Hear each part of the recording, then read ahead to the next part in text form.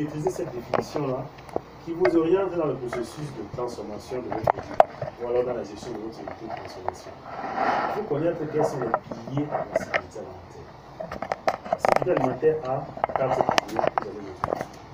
Piliers de la sécurité alimentaire ou facteurs de la sécurité alimentaire. Vous allez mettre les 4 piliers facteurs de la sécurité alimentaire. Piliers ou facteurs. Les 4 piliers ou facteurs de la sécurité alimentaire.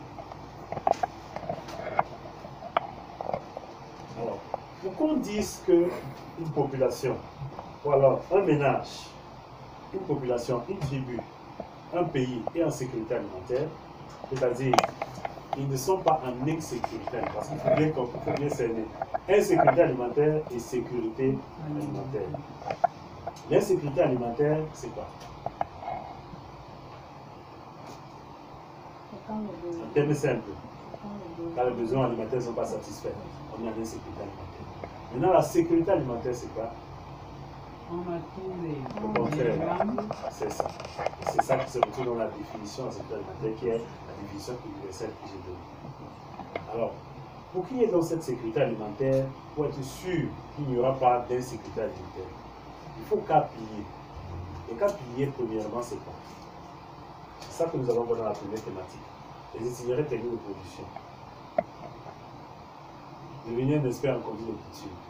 L'objectif, c'est quoi? C'est d'être capable de favoriser la disponibilité des aliments, des produits sur le marché, dans les ménages, au niveau des entreprises pour la consommation. C'est ça le premier pilier, la disponibilité. Vous notez 1, la disponibilité des aliments. Il ne peut avoir disponibilité que si et seulement si il y a production alimentaire. La production alimentaire se fait dans les champs, dans les fermes et aussi dans les industries de transformation, parce que les produits qui sont transformés et mis sur le marché comme étant produits manufacturés sont des produits alimentaires. Voilà les secteurs qui permettent de favoriser la disponibilité des produits alimentaires. Cette disponibilité alimentaire, on l'a caractérisée par un état physique. Elle est physique et elle est économique. Donc, ce qui caractérise la disponibilité, c'est son état physique et son état économique. Parce qu'on ne peut rendre un aliment disponible que si et seulement si on le voit physiquement. C'est ça, non? Tu dis que tu as 10 tonnes de farine, tu as 50 tonnes de manioc. Il est où? On peut le quantifier avec un indicateur qui est mesurable, qui est par exemple le kilogramme. On a un stock de 2000 kg de farine, 30 000 tonnes de manioc. Donc la disponibilité est physique. Deuxièmement, elle est économique. Pourquoi? Parce qu'il faut qu'on fasse un investissement financier pour produire. C'est ça dans le facteur de production. On dit qu'il y en a 5. Le premier facteur de production, c'est la terre. Le deuxième facteur, c'est les moyens financiers qui vont permettre d'investir sur la terre et produire. Donc, la disponibilité est physique et économique. Je vais l'expliquer. C'est bon? Le deuxième facteur, maintenant, c'est quoi? C'est l'accessibilité ou accès à la nourriture. L'accessibilité ou l'accès à la nourriture. C'est ça le deuxième facteur ou le deuxième pilier de la sécurité alimentaire.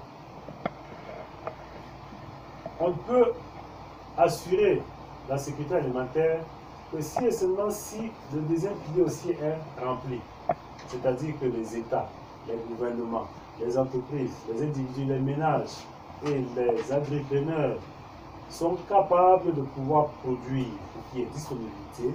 Deuxièmement, favoriser l'accès de cette nourriture disponible là dans le panier de la ménagère.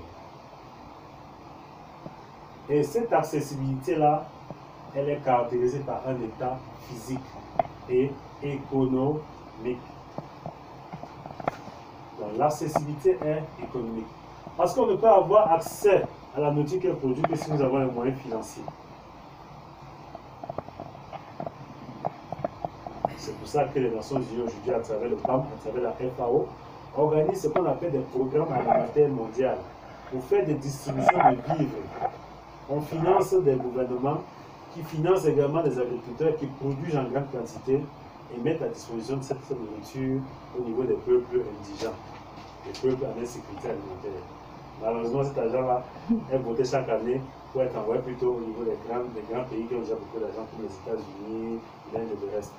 Eux, ils produisent et ils revendent maintenant ça au niveau de ces grandes instances-là qui les redistribuent maintenant dans les pays pauvres. Donc, la distribution est maintenant quelque chose. En tout cas, on a subventionné quelque chose. Mais nous, quand ça arrive dans notre bouche, on a dépassé de l'argent. C'est pour ça qu'on dit donc que la disponibilité est économique.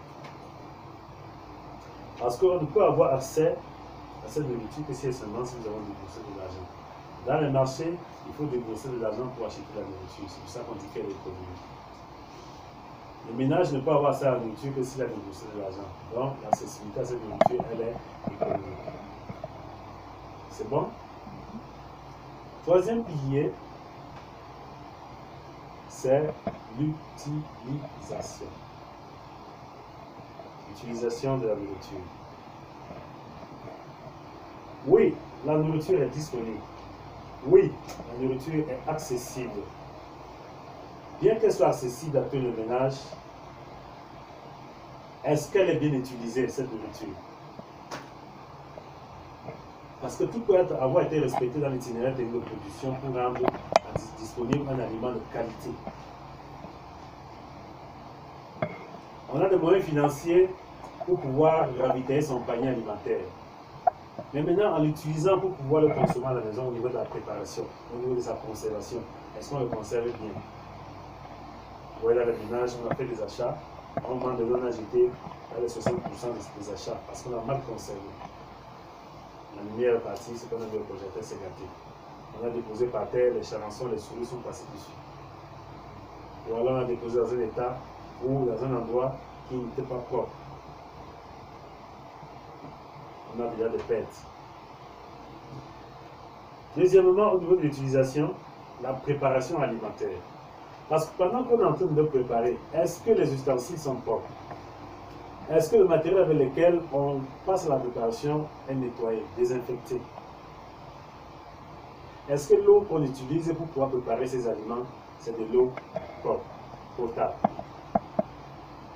À la fin, on a des enfants qui ont du poids au corps, qui ont toute forme de maladie du purée fécale. Ils sont malnutris et puis sévères, ils sont malnutris modérés. Les agents de santé, vous maîtrisez mieux ça que moi. Donc, c'est cet aspect-là que joue la santé. Le rôle de la santé, c'est de pouvoir lutter contre ce pilier, assurer la garantie de ce pilier-là qui est l'utilisation de la nourriture, pour que chacun puisse être en bonne santé lorsqu'il mange son aliment. C'est pour ça qu'il existe des nutritionnistes dans les hôpitaux, des laboratoires dans les hôpitaux. C'est pour donner des conseils nutritionnels. C'est bon? Le dernier facteur, c'est ce qu'on appelle la stabilité. Une nourriture disponible parce qu'elle est produite, accessible parce qu'on a la capacité de pouvoir l'acheter, utilisable parce qu'on est capable de pouvoir respecter un certain nombre de normes afin de pouvoir mettre sur la table un repas qui soit vraiment, qui garantisse notre alimentation. Est-ce qu'on est sûr d'assurer la présence de cet aliment dans notre ration alimentaire quotidienne de manière permanente? C'est pour ça qu'on parle de la durabilité ou la stabilité. Durabilité ou stabilité. C'est le dernier pilier. Chaque ménage doit vivre au quotidien et assurer sa propre sécurité alimentaire en garantissant de manière continue la présence des aliments dans son ménage. Donc si à l'heure actuelle, parmi nous, il y a quelqu'un qui n'a pas à manger chez lui,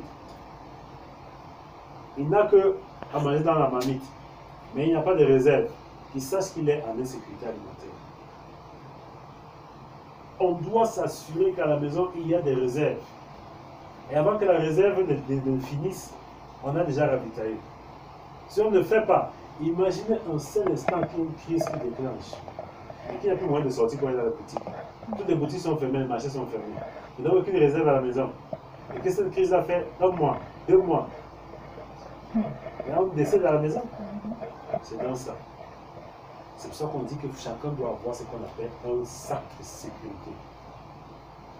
Le sac de sécurité doit contenir au moins les aliments de base.